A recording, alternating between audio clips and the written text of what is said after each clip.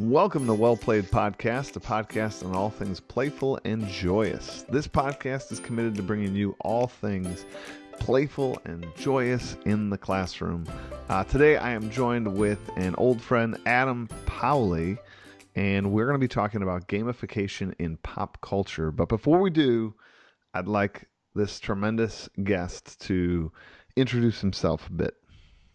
Well, hello, and thanks for having me on yet again. I'm an American history teacher. This time it's videotaped. It is videotaped. Yeah, that's right. I had to make sure my hair was done. So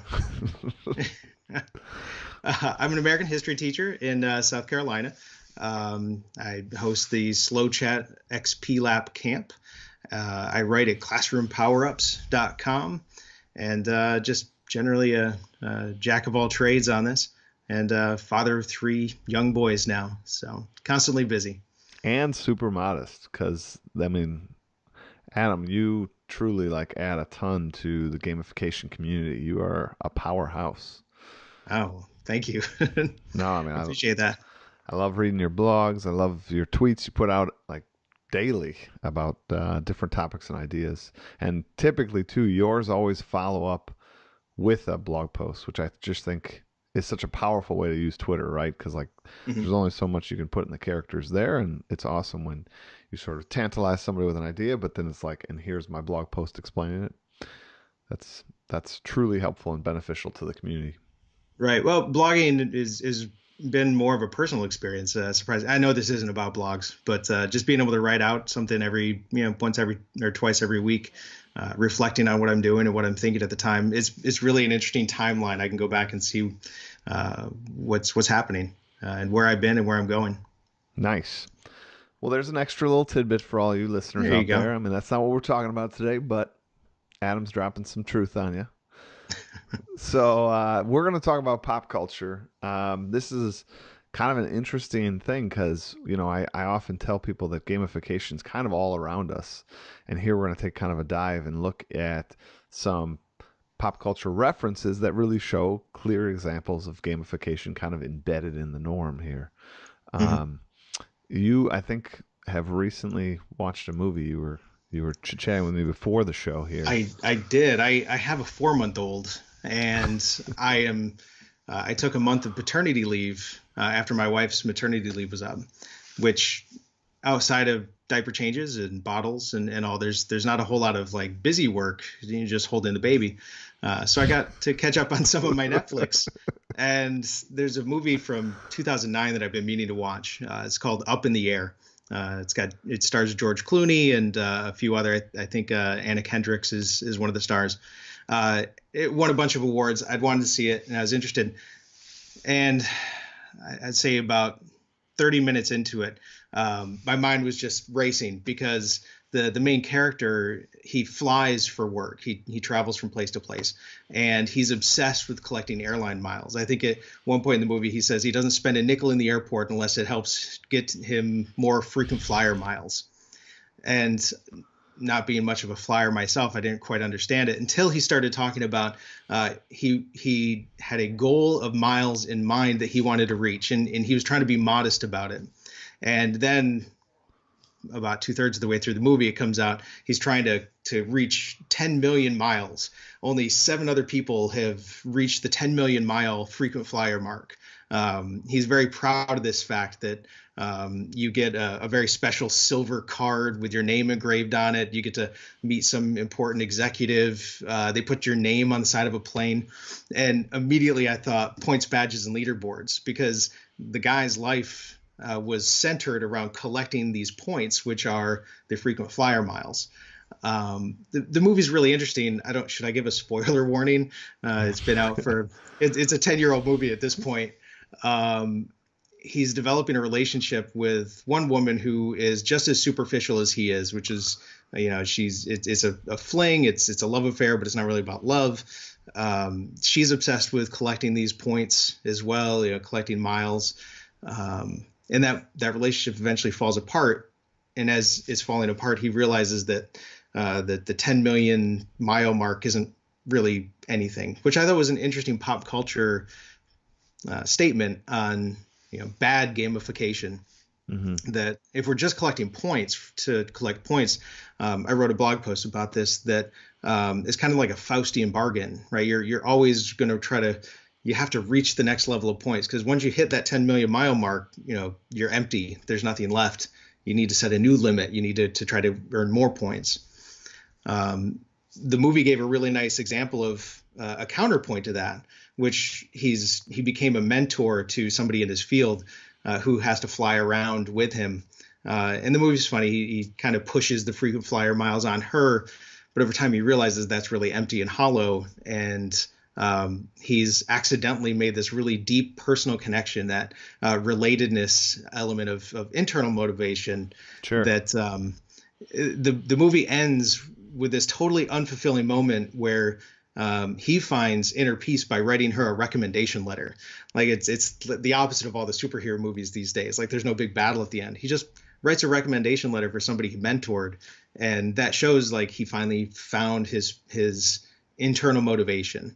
And I thought that was a really nice counterpoint to that shallow points, badges, and leaderboards element, in this more deeper internal motivation that this pop culture thing was just telling us.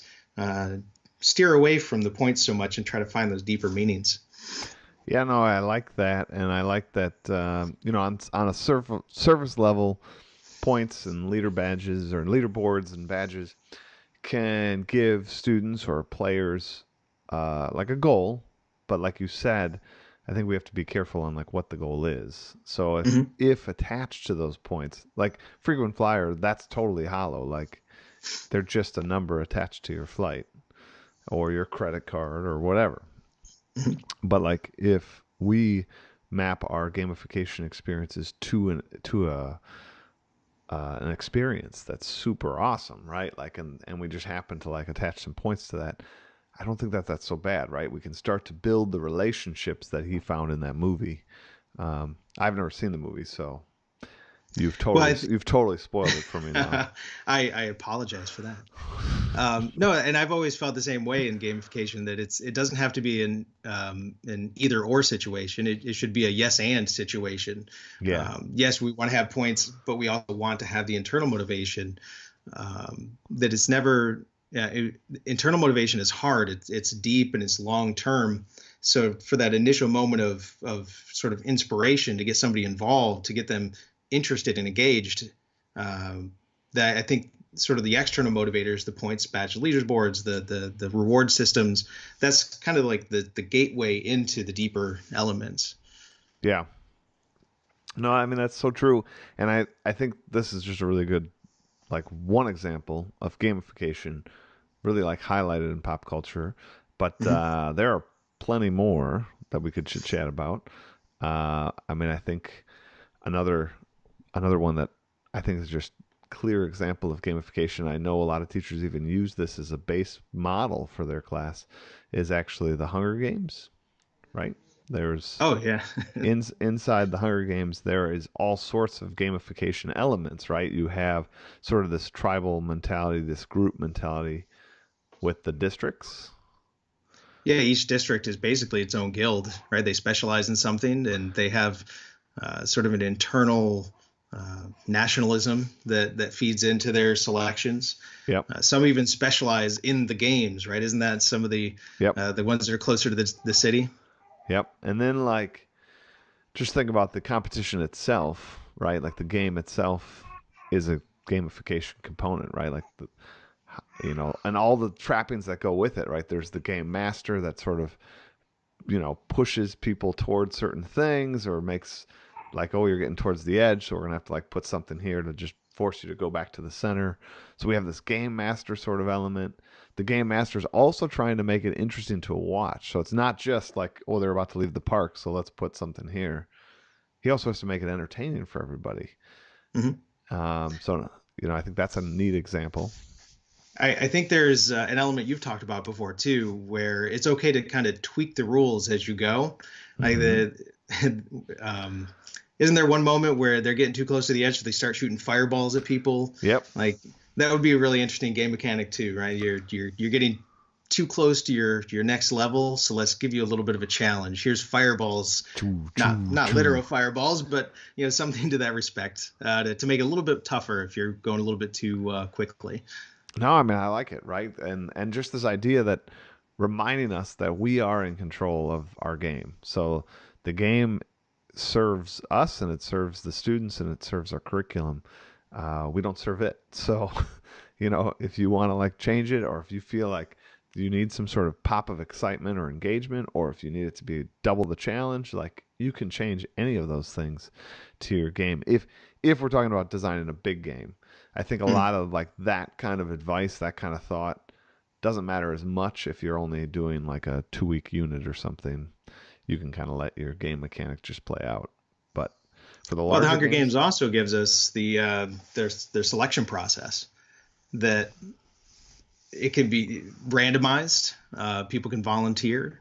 Um, Volunteers tend to be a lot more interested in the outcomes.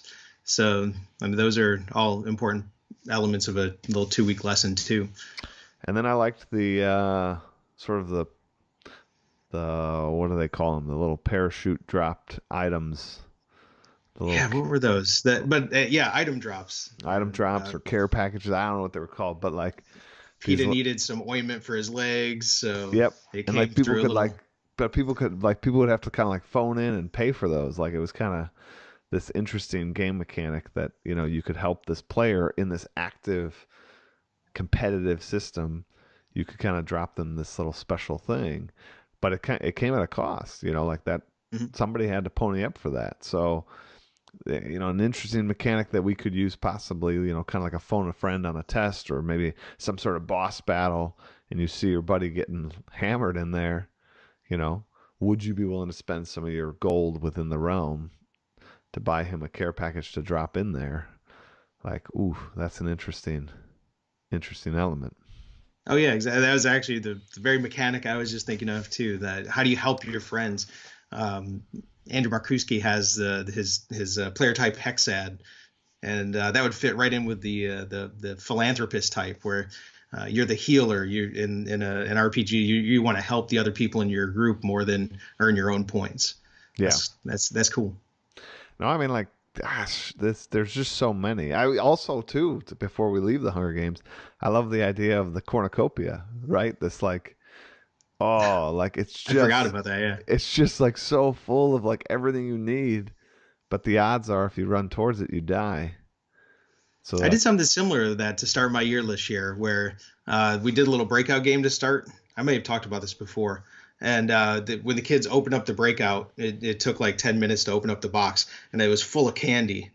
So they had a choice. They could either take a piece of oh, candy you or did tell me this get one. one of my random item cards. And not one kid took a piece of candy. Like that was just such an interesting little But then you twist. told me that they were later like, so what'd you do with all that candy?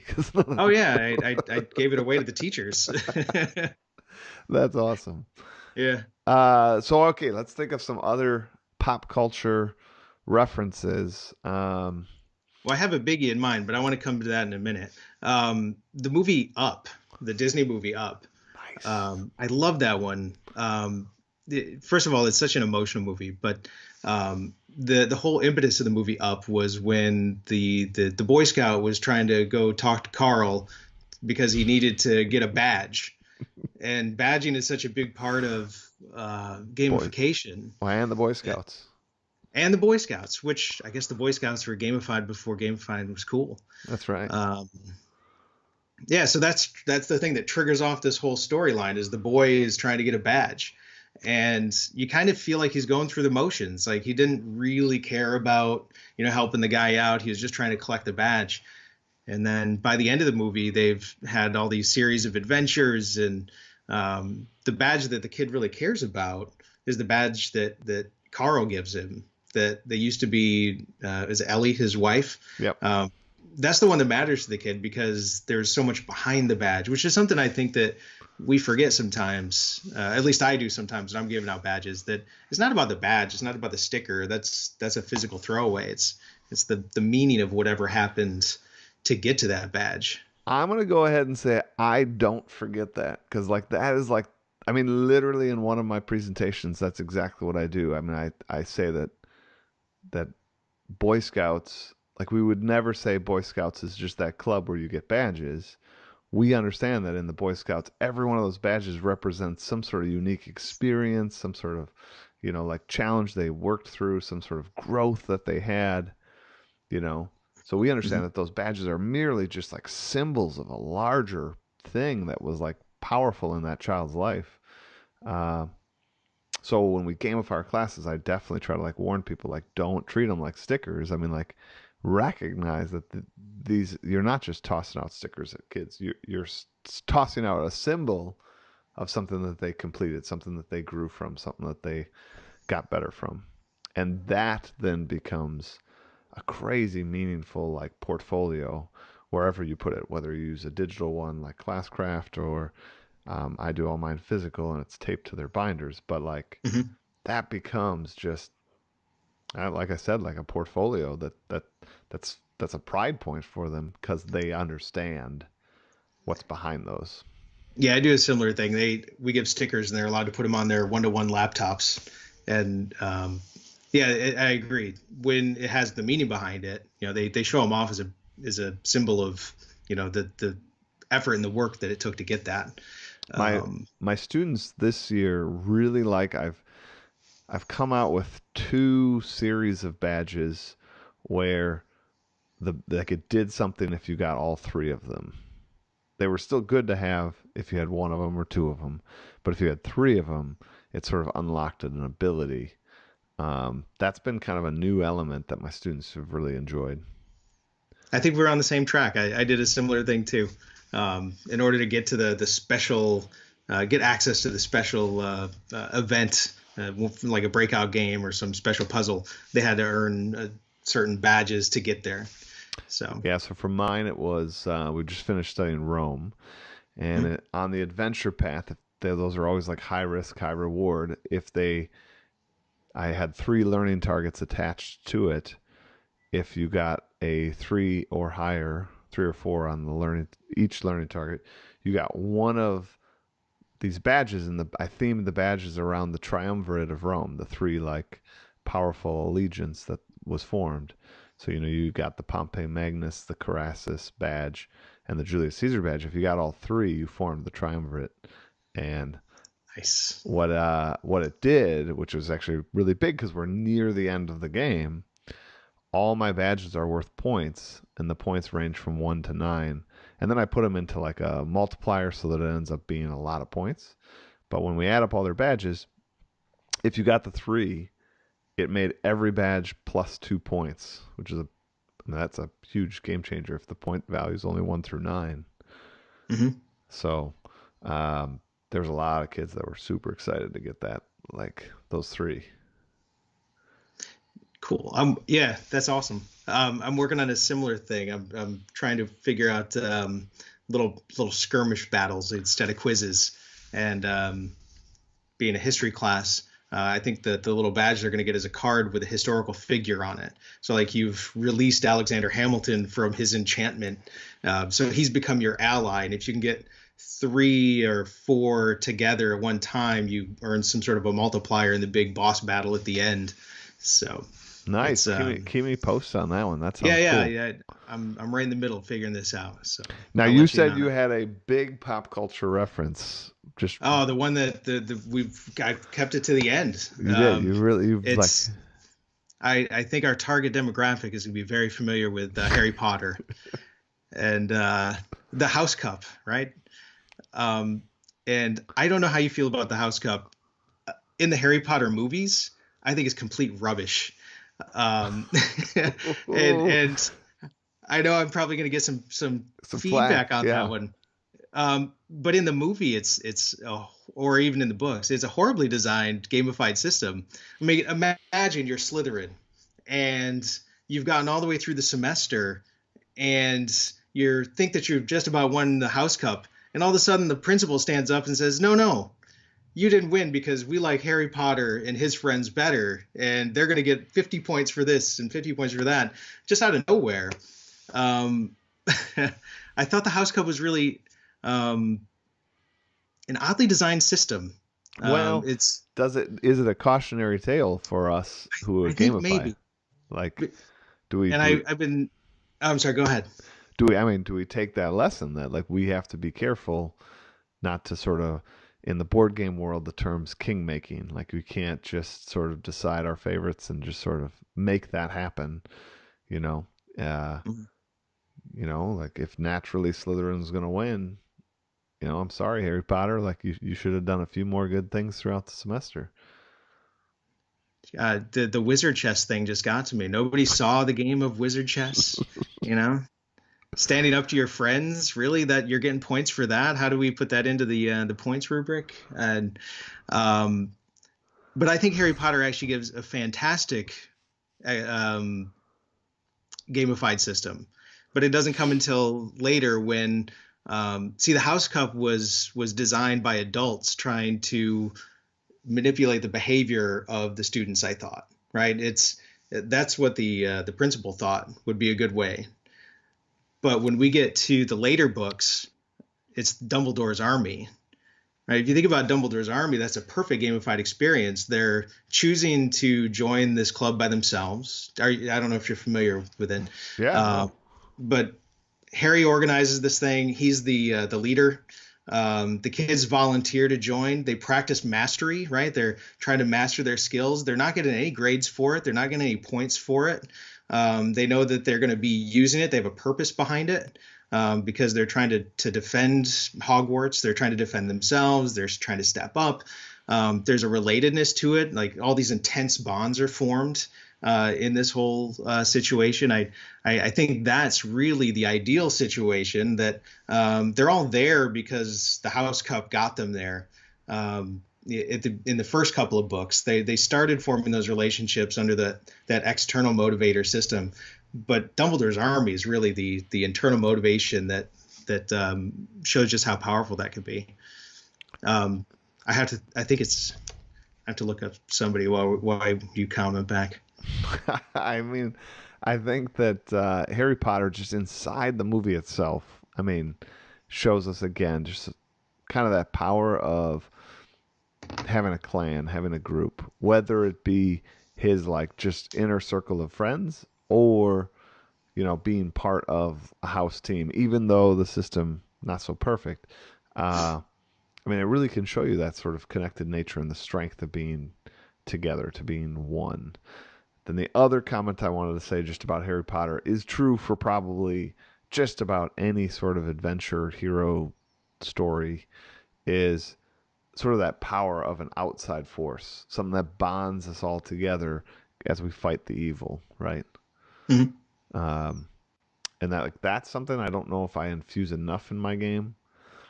I don't have enough I mean I have these boss battles that happen, but I haven't really fully developed the storyline where you really feel like I don't know, I'm thinking something like Star Wars where you like just know this evil empire is there and it's kind of always marching towards us. Or like Like Thanos in the Avengers, something like that. yeah, like I don't have Yeah. that. So that would be like something to develop. But I like this notion of thinking about gamification a little bit like the hero's journey, right? That you Mhm. have this sort of call to adventure that the students are asked to go on, and that there's going to be some sort of problem that they're going to overtake. There's usually like a helper that like comes along to sort of help the adventurer out. I mean, I love it. And then there's like that low point in the story where just it seems bleak, it seems impossible for the good guy to win, but then they battle out of that. Yeah, the what is the road of trials, I think, just kind of just perfectly exemplifies what we're trying to get the kids to do. That failure is okay. You just got to Yeah. keep bouncing back from it. I want to shout out to Alicia Woody at Super Evans Math. She's the one we've been having a conversation about the Harry Potter stuff. She pointed out, kind of the House Cup was problematic, and I was like, you're right. And I'd thought about that before too.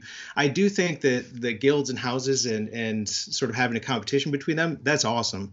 But I think that the point structure has to be sort of open and transparent because otherwise it does feel like that idea of kingmaker that you're talking about.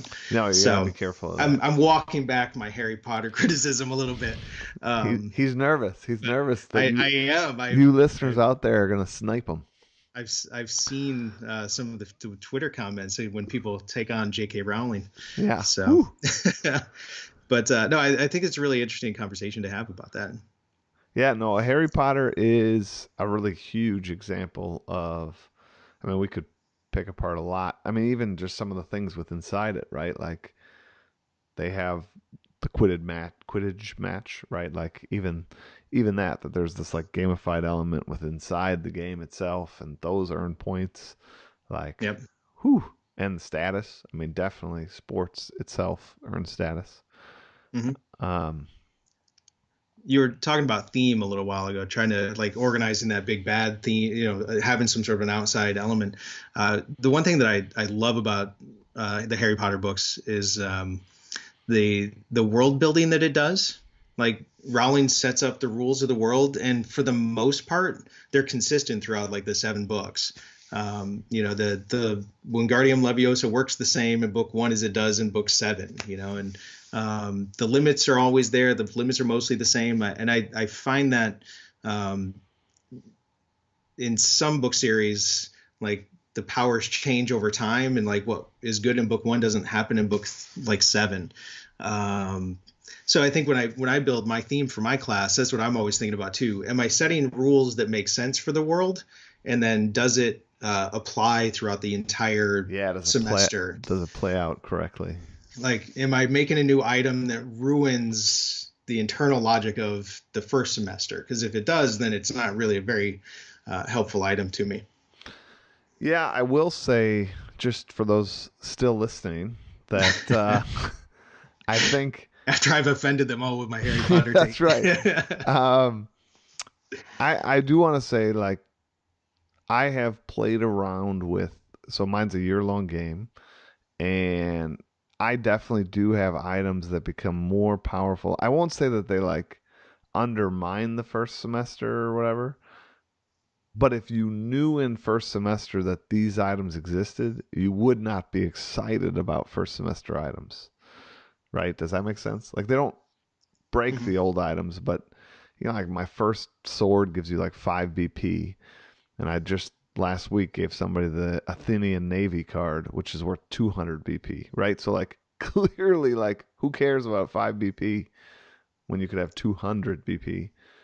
But I also do this as a like crescendo moment. Like everything gets bigger for me at the end. Like points on side quests get bigger, items get bigger, and I always tell the kids why I do that is because now is when it's the hardest, right? It's like the end of the year. You kind of want to give up. It's getting warm here in Wisconsin. Like, these kids don't want to do another side quest anymore, right? So I say, like, those of you that dig deep and like still battle to that bitter end, it's going to be worth more than it was when it was week 1 of school, when like we had infinite time left to still win this game. This is You like can always just put it off to the next day. next day. Like now these now are it's crunch time. Crunch time. We're down to only so many days. So I like that mentality. But I mean, geez, there's just, I mean, we're at the end here, but there are so many other pop culture references we could have. I was actually going to bring up Shakespeare just as like Romeo and Juliet, or like any of that stuff. Like, and I know that's older pop culture. Hey, I spoiled that for some of my students the other day. They were reading Romeo and Juliet in their English class. And I said, "Isn't it amazing that they let you read a book where the teenagers commit suicide at the end?" And they, "Mr. Powley, spoilers! Like, are you serious? You didn't know how Romeo and Juliet ended? All right, okay, I'm sorry." Sorry about that. Maybe they don't. I don't know. I was surprised. Anyway, I'm sorry I interrupted your list. What other? No, I was just gonna say, like, I know that's an old pop culture reference, but the point Mm-hmm. is, like, these things are tried and true. So sometimes when we talk about gamification and people are like, I don't want to try this, like it seems too out there, it seems too crazy. Like these themes, these emotions we're evoking have been around forever. And we're just applying it to our classrooms. So give it a shot, people. Give it a shot. Absolutely. So this brings us to our reflection time. And we have an interesting quote here by, I'm going to mess up the guy's name. It's okay. Do the best you can. It's by John Padhorowitz. His quote here about pop culture is: "Pop culture is a reflection of social change, not a cause of social change." So, how does that hit you? I think that when we watch TV or when we watch a movie or read a book, oftentimes it's telling us about ourselves now, and it's not trying to train us to do something in the future. In history, we talk about this a lot. Like if you read an old textbook from like the 40s or 50s, that's going to tell you more about the 40s or 50s than it does about the actual history that they're trying to teach in the 40s or 50s. Um, So you know, true.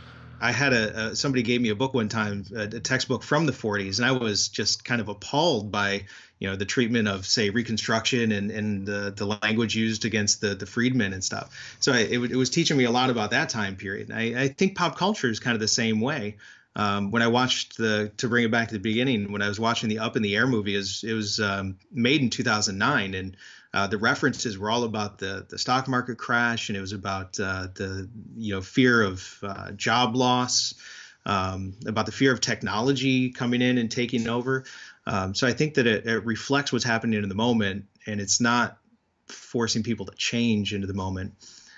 To apply that to education, I think that is also where we are with, say, something like ed tech, where the educational tools that we have are reflecting sort of what society thinks we should have, and not necessarily training us for what we need for tomorrow. So it's something to consider, that it's a tool and not just not something that is going to save our system or solve all of our problems. Nice. For me, the reference, well, I would echo almost all the same points you made, but to add sort of one other spin, I would just say that pop culture is a reflection of social change, not the cause of social change. I'd like to just sort of think that gamification is kind of a reflection of where our students are at. And like, love it or hate it, I mean, like, this is the gamer generation. And I just think we're going to continue to beat ourselves in the head here if we don't recognize sort of our clientele and design instruction, meaningful instruction, powerful instruction with the help of this pop culture sort of phenomenon right now, and that being a more playful attitude towards challenges. I don't even want to say towards school or learning. I mean, it's just these guys like it when it's presented in a challenge format, in a game format. Well, in some ways, the language they speak too. I had students that after I'd bring something into class, some game mechanic, they'd say, "Oh, you played Skyrim last night, didn't you?" I was like, "Yes, I Yes, did. I How did did. you know that?" So, Which is and it, another tip for all of you out there. yeah. Like, play a game or two, whether it's a board game, card game, app, or otherwise. Try playing them, and you're gonna get a mountain full of ideas for your classroom. So I refer to as game inspiration. That's So, right. Well, unfortunately, that ends our time here.